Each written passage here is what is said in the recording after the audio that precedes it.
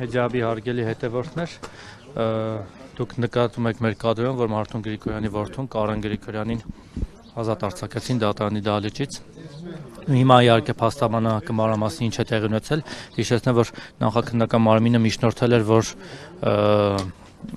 վարչական վերահսկողություն սահմանեն, չգիտենք դատարանը բավարարել է այն թե ոչ, անկախ ամենից Կարեն Գրիգորյանը հիմա դրսում է ազատության մեջ,